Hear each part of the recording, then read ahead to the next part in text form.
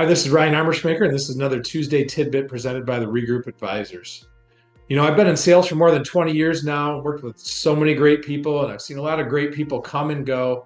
And unfortunately, a lot of times it doesn't work out, and sometimes sales jobs are short-lived. So what I want to kind of talk about today is just advice about taking on a sales job and making sure it's the best fit for you, and why maybe sometimes people don't have success in sales. I think sales can work for just about anybody, if you find the right fit. So first things first is to try to find something that you have an interest in before applying for a sales job. Not just applying for any sales job, but are you into numbers? Is it a job that's going to involve a lot of numbers? Well, maybe that'll be a good sales job for you. If you're not good at numbers and it's going to require a lot of math, a lot of work with numbers, don't apply for that specific job. If it's a product that you purchase yourself often, obviously that's going to be something that'll work well, because you're going to be able to sell with confidence on something like that. Anytime that you are in a sales job for less than 1 year, it's way too early to make any sort of determinations whether or not this is going to be a good job for you long term.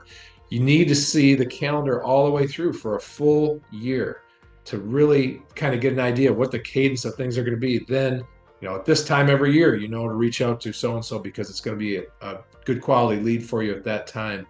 And then you'll know to go back to them the next year, the next year, the next year. And you build up a repetitive system that works. I really think 2 years is the best benchmark, but you probably have a pretty good idea after 1 year whether or not it's not a good fit for you. When you close those sales and you get that high and excitement from it, it fuels more success going forward. And then you have success stories you can share. So, and it's not just, the calendar and knowing when you're going to reach out to people at specific times of the year, but it's also taking the time and sticking in the job long enough that you build up success stories that you can continue to merchandise to the market.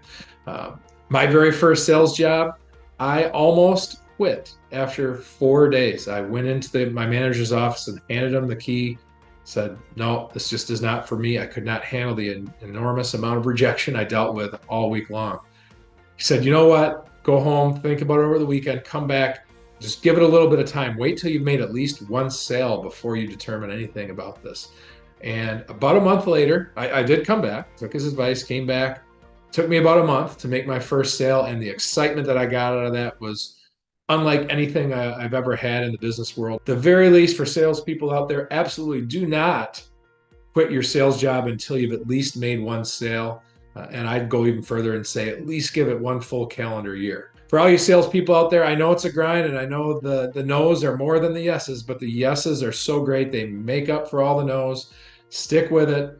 Feel free to reach out if you're struggling and have any questions or need help. I'm happy to kind of share my wisdom and everything I've learned over the years. So that's another Tuesday Tidbit presented by the Regroup Advisors. We look forward to talking to you again soon.